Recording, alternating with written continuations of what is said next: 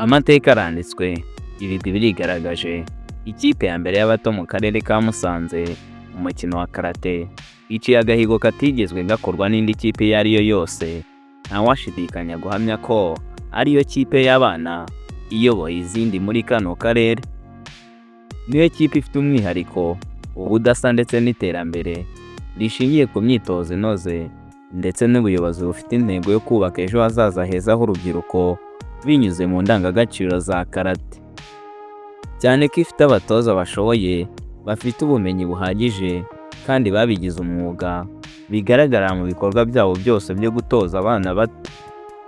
Iyo nta yindi ni Eastern Dragon Karate Do iyobowe na Gerard niyo buhungiro, ikaba ifite umwihariko wo gukorana bya hafi n'ikipe y'abahanga mu gutoza Ipon Warriors King Karate Do iyobowe na Coach Blaise, Perezida na founder wayo, Coach Karume Keve, Vice Perezida, Coach Didier, Coach Prince, Coach Claude ndetse n'abandi bose bazwiho ubuhanga n'ubunararibonye n'ubwitange mu kuzamura impano z'abana. Kora subscribe ukande no kukazogera ujye ubasha kunyumva njye tugiye kubana ndi Blaise Brain Warrior. Ese ibigwi n'iterambere bya Eastern Dragon Karate Do ni ibihe? Eastern Dragon Karate Do ikomeje guca agahigo muri kano karere mu Rwanda ndetse no ku rwego mpuzamahanga.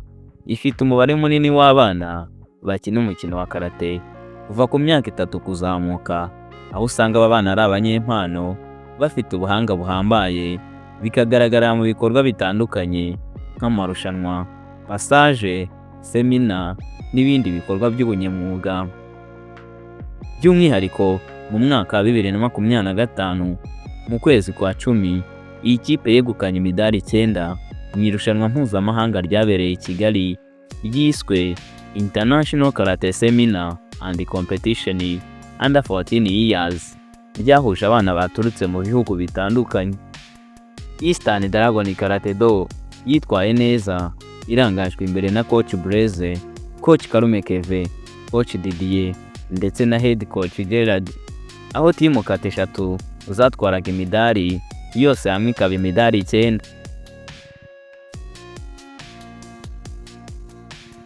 Ese iyi kipe ihagaze ite ku rwego mpuzamahanga? Iyi kipe yagaragaje umuco wo gutsinda, ubuhanga n'ubwitange, byose bigaragariye imbere y'amakipe yaturutse mu bindi bihugu. Byongeye gushimangira ko Eastern Dragon Karate Do ari ishuri ry'impano n'ubupfura rifasha abana gukina, kwihangana no gukunda igihugu cyabo binyuze mu mukino wa karate.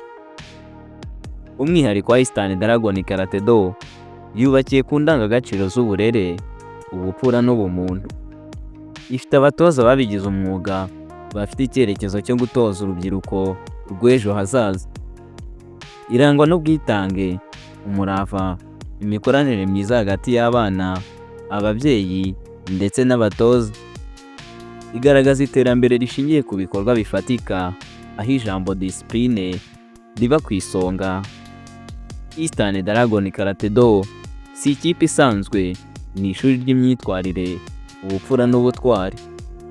Ni ikimenyetso cy'uko siporo n'uburere bishobora kubaka ejo hazaza h'igihugu.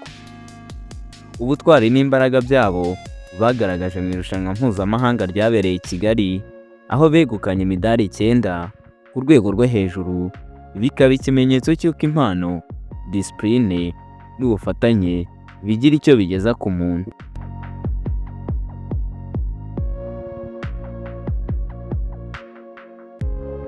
Eastern Dragon Karate Do ni urumuri rw'abana, ni ishema rya Musanze kandi ni icyizere cy'u Rwanda.